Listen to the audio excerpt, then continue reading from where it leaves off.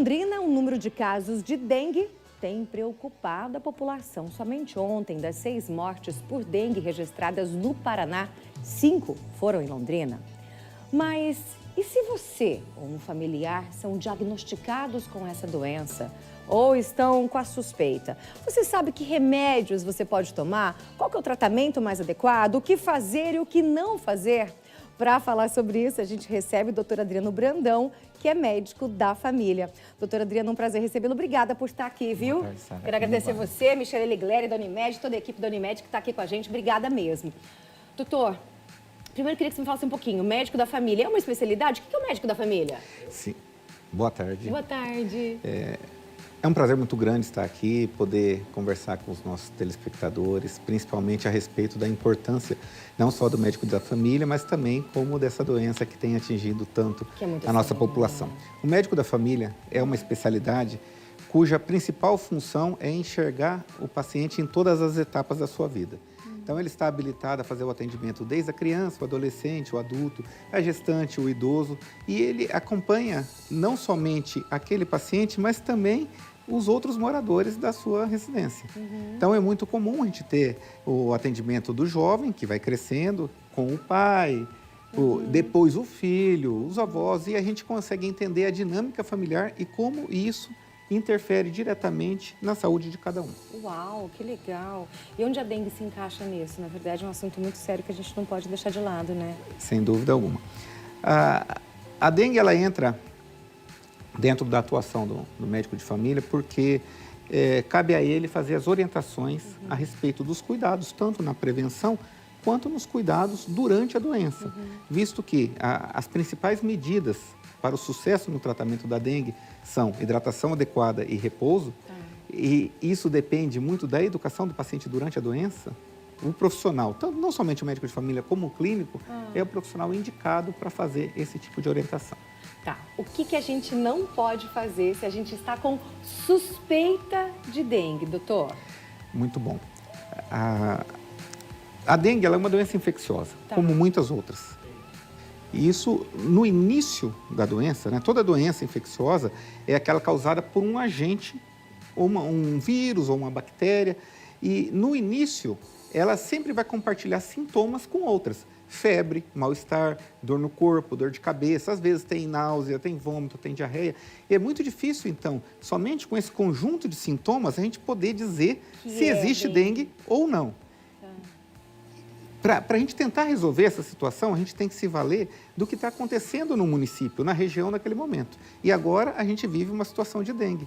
Sendo assim, se nós tivermos sintomas que indiquem doenças infecciosas, a primeira hipótese tem que ser dengue. Então, deve-se procurar o serviço de saúde ou o seu médico para fazer os exames adequados e chegar ao diagnóstico da doença, até porque ela tem implicações importantes no seu tratamento. Tá. Em relação ao diagnóstico da doença, a gente fala muito da prova do laço. Ela realmente ainda é feita e pode ser feita em casa? A prova do laço, ela é uma estratégia que foi utilizada e ainda é em alguns lugares onde não há disponibilidade de exames laboratoriais. Mas ela tem um índice de acerto, de erro, em torno de 50% a 60%. Isso é muito baixo.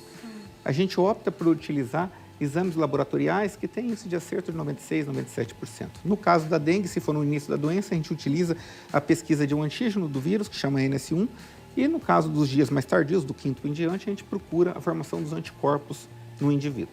Tá. Quais são os principais sintomas da dengue? Você já havia falado. Parece um quadro, na verdade, de gripe. A gente pode chegar a confundir no início. Muitas vezes, principalmente naqueles quadros de gripe onde não há a prevalência de sintomas respiratórios, tem só aqueles que a gente chama de constitucionais, que é aquele corpo ruim, a dor de cabeça, às vezes uma garganta que incomoda. Fica difícil discernir um de outro. É claro que quando existe a prevalência de um sintoma respiratório, a gente tende a dizer que a probabilidade de ter um quadro gripal é maior. Mas o ideal é sempre fazer exames. No caso, quando se pensa em Covid, faz o teste para Covid. Quando se pensa em dengue, o teste para dengue. Às vezes a gente testa para influenza também. Lá no pronto atendimento da Unimed, a gente costuma fazer isso, né? Tentar distinguir entre essas três condições, que são as mais frequentes. Mas às vezes o paciente vem negativo para tudo. Nem em situações como essa, a gente opta pelo mais grave, opta por mantê-lo em acompanhamento no protocolo de dengue. Muitas vezes, o exame durante os dias que ele vem na sequência acaba positivando. Ah, é? No início não positivou? Sim, pode ainda dar tem isso. negativo, como a própria Covid, que às vezes você faz dar negativo, mas você está com Covid. Isso, porque algumas pessoas vão desenvolver a positividade do teste por volta do 3º, 4º, 5º dia. Então, é necessário, quando existe a dúvida, você manter o paciente próximo, porque você pode reavaliá-lo outras vezes, verificar como está o estado geral, verificar se ele está hidratando corretamente e conseguir identificar o momento exato de encaminhá-lo para o hospital. 43 999520380, esse é o nosso WhatsApp. Mande sua pergunta aqui para o Dr. Adriano Brandão, que está ao vivo em nosso programa falando sobre dengue. Afinal de contas, o que fazer e o que não fazer quando a gente está com sintomas da dengue, suspeita da dengue? Bom, a gente está falando que é algo muito sério, estamos falando sobre isso mesmo. Na verdade, existe uma reincidência, né? Caso a pessoa tenha tido dengue e ela tenha dengue novamente, é daí que pode ocorrer a dengue hemorrágica ou não? Isso, Sara, isso aumenta a probabilidade. Existem 4 tipos diferentes de vírus da dengue. 4 tipos diferentes? 4 tipos. Tá. E a gente forma a imunidade contra um específico. Então, por exemplo, o que mais está causando dengue hoje é o dengue tipo 1. Se eu tiver a doença agora, eu vou ficar imune, eu vou ficar protegido contra essa doença, eu não vou ter mais. Mas ano que vem, um outro surto de dengue, por um outro tipo, por exemplo, tipo 3, eu posso adoecer. E cada vez que eu adoeço de dengue, se eu já tiver tido anteriormente, aumenta a probabilidade de eu ter uma evolução mais grave da doença. Essa evolução mais grave, muitas vezes a gente chama de dengue hemorrágica, até porque existem manifestações de sintomas hemorrágicos. E é sério? É letal? Pode matar? Sim, a dengue é uma doença de muito risco. A letalidade dela, ela gira no seu máximo em torno de 0,5%. Pode parecer pouco, né? Mas de 200 pessoas, acaba indo a óbito 1. E lembrar que a letalidade, ela aumenta com a idade, ou seja, as faixas etárias mais avançadas têm um risco maior para a doença. E uma vez que, como nós comentamos, o alicerce do tratamento é a hidratação, e o idoso tem dificuldade em hidratar, ele é uma população que fica mais em risco.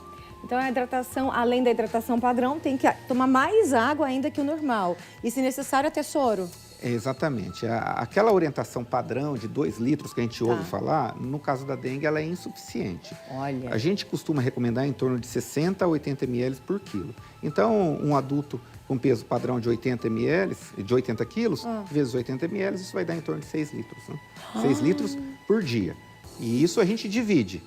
A gente pega 1/3. Doutor, é bastante. Água pra caramba, hein? A gente divide assim, 1/3 em soro, esse soro é o soro oral, aquele que a gente prepara em casa, com 1 litro d'água, uma colher de sal, uma colher de açúcar e uma pitada de sal. E os outros 2/3 em outros líquidos. Água, chá, suco, Gatorade, água de coco. A gente só fala para evitar refrigerante, porque o refrigerante ele contribui para desidratar. Olha só. 43 999 520380, esse é o nosso WhatsApp. Manda sua pergunta aqui. O doutor está ao vivo para tirar suas dúvidas sobre dengue. Já tem pergunta de telespectador? Coloca na tela. Boa tarde, Sara. Eu gostaria de perguntar para o doutor quais os traumas ou sequelas que a dengue pode causar. E aí, doutor?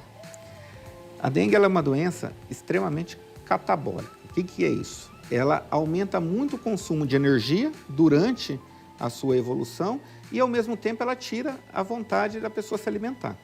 Com isso, a gente perde muita energia para se recuperar da dengue. E essa energia acaba sendo consumida do nosso músculo. Por isso que é muito comum, depois que a pessoa tem a doença, ela ficar alguns dias, às vezes semanas, cansada, se sentindo fraca, indisposta. E aí é nesse tempo que a gente fala, olha, acabou a dengue, agora é hora de se alimentar bem para recuperar essa massa muscular que foi perdida. Além disso, ela pode ter outras complicações à distância, como outras doenças virais. Às vezes, infecções no coração, que a gente chama de miocardite. Por causa da dengue? Por causa da dengue. Outras vezes, até complicações neurológicas por conta da dengue. Lembrar que um parente da dengue é a chikungunya. A chikungunya, ela costuma muito causar sequelas que duram semanas a meses, que é aquela dor articular. A pessoa tem a doença e depois fica lá meses reclamando de dor. Isso é muito gente, comum. é sério, sério demais. Tem mais pergunta de telespectador? Coloca na tela pra gente. Boa tarde. Além do repelente, quais os outros cuidados para nos proteger da dengue? Usar roupas para proteger pernas e braços ajuda? Grata. Bom, a prevenção sempre é o melhor remédio, né, doutor? Sem dúvidas. nesse momento em que a gente vive, a gente está dentro do olho do surto epidêmico, a gente não consegue dizer para não acumular água em casa. Isso é uma medida que a gente tem que ter normalmente no final do ano, para evitar o mosquito. Agora que nós temos o mosquito circulando bastante, a gente tem que evitar o acesso à nossa casa. E uma boa maneira é a utilização de repelente, utilização de roupa de manga comprida, calça comprida, e lembrar que as pessoas não estão isentas do mosquito em casa, mesmo aquelas que moram em alturas. Que a gente ouve falar que o mosquito, ele voa apenas 1 metro de altura, e isso é verdade. Ele não voa muito longe, ele voa apenas 100 metros, e 100 metros são suficientes para atingir a casa do vizinho. Então, às vezes, o criame está aqui, atinge a casa do vizinho. Mas ele voa só 1 metro. E como é que ele chega lá no 12º andar, por exemplo? Às vezes, ele sobe no elevador com a gente, na roupa, ou ele vem do andar de baixo ou do andar de cima. Então, pessoas que moram em apartamentos não estão livres da doença. Gente, é muito sério.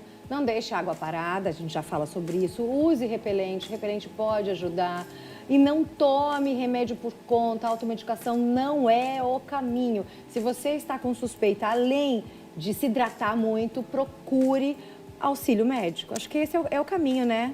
Exatamente, Sara. Você tocou num ponto fundamental. Evitar a automedicação, porque a dengue é uma dessas doenças onde um dos medicamentos do nosso dia a dia, em vez de ajudar, ele prejudica. Qual medicamento que é? Anti-inflamatório. Ai, o povo tem mania. Tô com dorzinho da academia, acho que é da academia, né? E vai tomar anti-inflamatório. Não pode. E é isso mesmo, até porque o primeiro sintoma da dengue, às vezes, não é a febre, é a dor muscular intensa. Então eu vou tomar um anti-inflamatório. Só que o anti-inflamatório, no caso da dengue, ele vai aumentar ainda mais o risco da progressão para a forma hemorrágica. Gente, é sério demais. Vamos nos cuidar. Quero agradecer a Michele Alighieri e todo o pessoal da Unimed. Doutor, obrigado. Foi um prazer recebê-lo. Volte mais vezes, combinado? Foi um prazer recebê-lo.